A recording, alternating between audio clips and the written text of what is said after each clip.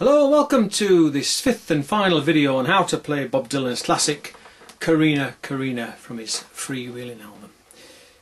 Alright, hints, tips and so-called subtle bits. I'm going to look at numerous things in this video. The various ways we can approach the structure of the song, and I'm going to also look at some techniques that we can use in order to give the song an original feel. Right, so let's get started. First of all, let's take a look at the introduction. I've already shown you a bass line riff.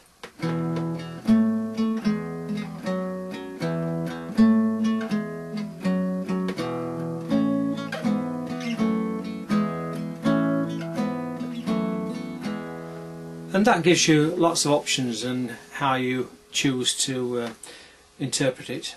You can do something like this.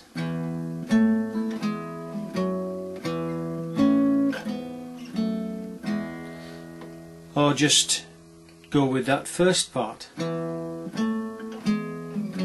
before you go into the main riff.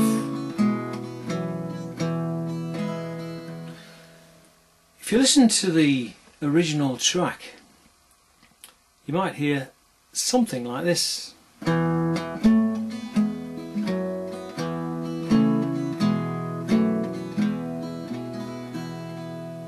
And that's all. It's almost as if the tape's been switched on while the band were just jamming along. So really it's up to you how you interpret it, how you choose to build the introduction for yourselves. If you have a look at John Dalton's video of this song, this is what he does.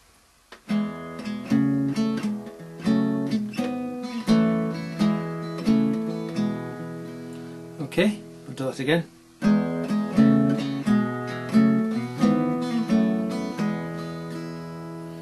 So what he's doing from that open D to the G, he's coming to this chord here, which is a D major 7, and then dropping that shape down to the 1st and 2nd frets, which is a G major 6, before he's going back to the open chord.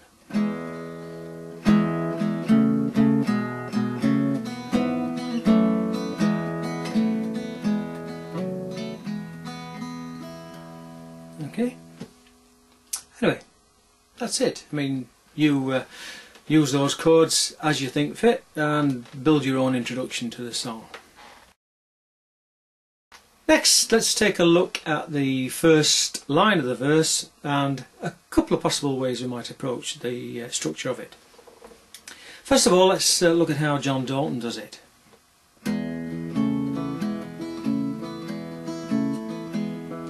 Corrina, Corrina, girl, where you been so long?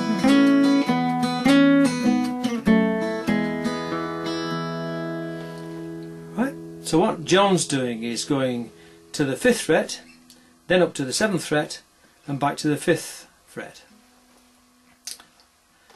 Here's an alternative approach. What I'm going to do now is to go to the 5th fret as John does, but rather than go to the 7th, I'm going to drop back to this D major 7 chord here before coming back to the G major 6 chord and then the open D. Here we go.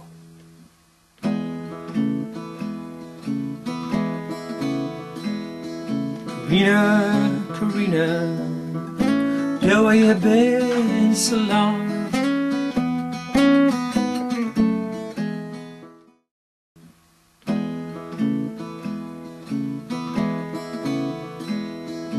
Corrina, Corrina, girl, where you been so long?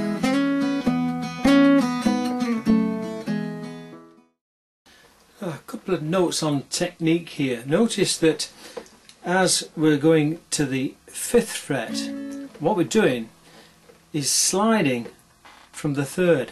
So what I'm doing is positioning those fingers on those 1st, 3rd and 6th strings, and then sliding that shape from the 3rd fret to the 5th. So I'm sliding into the chord. Okay? And then on the return,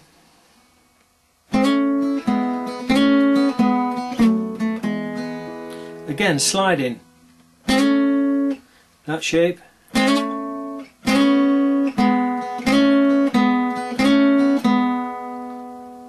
So I'm putting second and third fingers on the third and fourth strings in the fourth fret and sliding to the fifth fret. Before coming back to this shape here, that's first finger, third string, third fret, second finger, fourth string, fourth fret.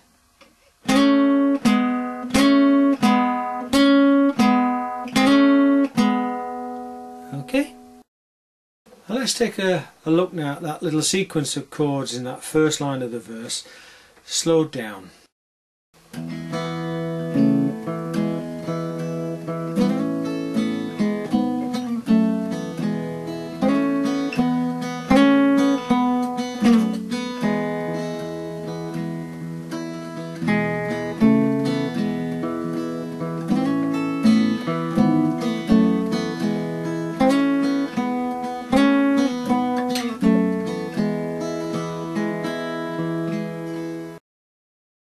Well, let's take a look at the second line of the verse now, which is up here at the 5th and 7th frets.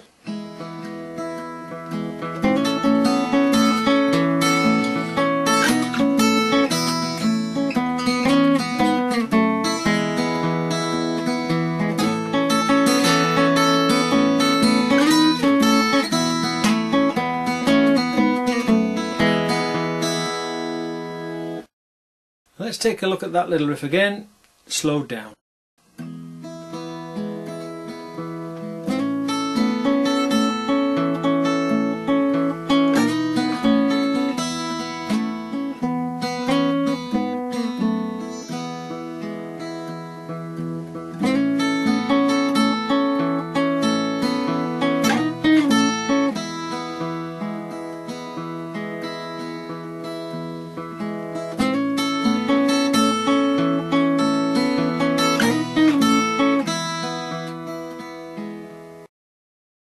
And you notice again in that little sequence that we're once more sliding into that 5th fret from the 3rd,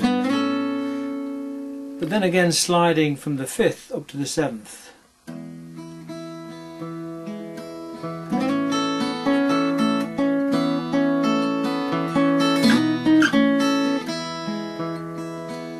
Okay. Let's take a look now at the last line of the verse and two possible approaches to it. And once again, I'm going to look at John Dalton's interpretation of this song, which I've stated before, brilliant.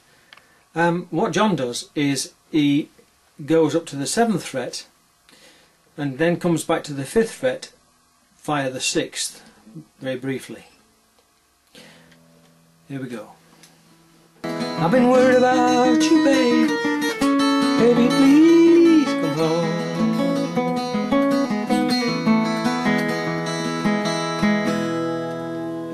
I've been worried about you, babe.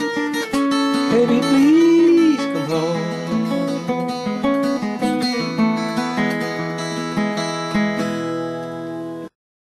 Here's that little sequence again, slowed down for you.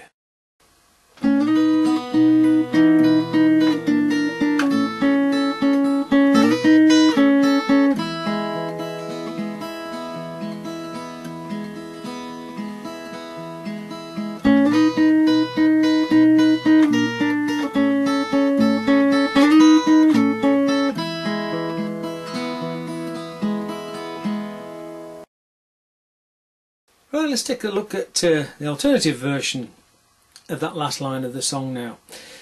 If you listen to the original album track, you'll hear Bruce Langhorne make brief use of this chord, this little A7 chord down here, placing emphasis on that string, the 3rd string, before sliding up to the 7th fret. Alright, and this is how it goes. I've been worried about you, babe. Baby, please come home.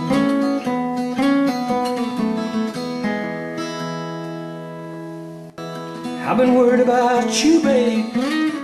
Baby, please come home.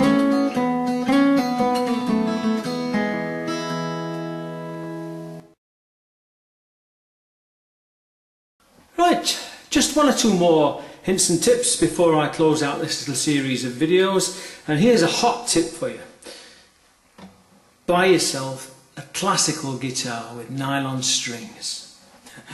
I'm only joking, but seriously, if you've seen John Dalton's video, you probably have realised that he's playing a classical guitar on that track, and it does make a difference, because this is a 12-bar blues ballad, if you like, and if you can get notes to both sing and cry at the same time, then you've cracked it, and certainly that's what John Dalton does in his version. So here I am with my newly acquired classical guitar. And just one more thing, I think, as far as describing what's happening regarding Langhorne's lead line. At this point, here at the end of the verse, instead of going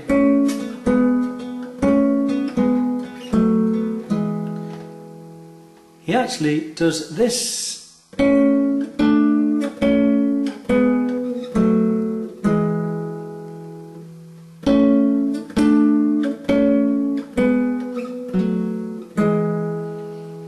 And that's just a nice little variation that's you can hear, I think, 3 times in the song. Certainly the first time is after the last line, the second verse, the last line of the second verse. I'll just run through the ending.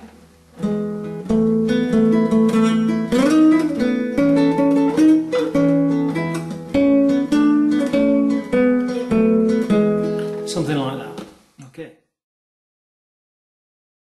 Also, as it's a blues song, you can put a little bit of note bending in along the way if you like. There's nothing to stop you doing that, and maybe one of the points you could do it is here at that 5th fret and the 4th and 3rd frets, or wherever.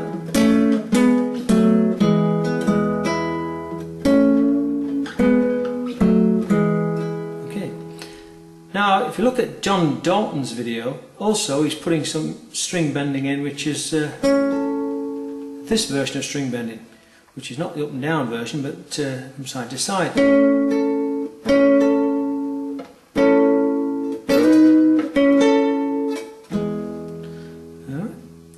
Vibrato, isn't it? And to achieve that, what you've got to do is hold down tight on those strings and actually pull on those strings as if you're pulling the guitar towards you, and then move your fingers from side to side as you pluck the strings.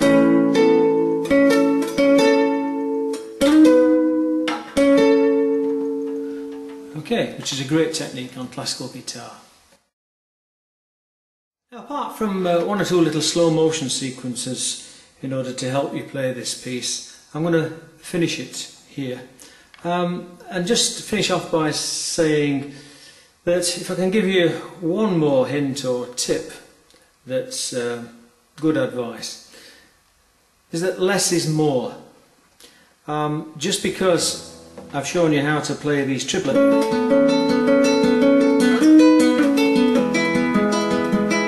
doesn't mean to say that that's what you do all the time, far from it.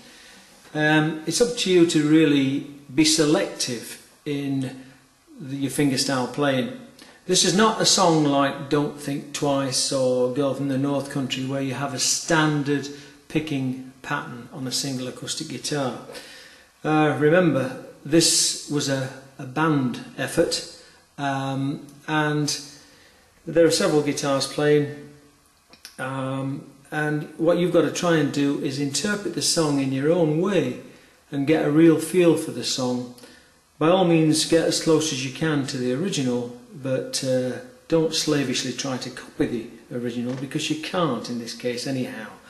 What you've got to do is what John Dalton's done, and that is put your own personal stamp on it, play it over, play it different ways. I don't think I've ever played it the same way twice, to be honest. and come up with something that you're happy with, that you think sounds about right. And I'll look forward to in the future maybe seeing some of these up on YouTube.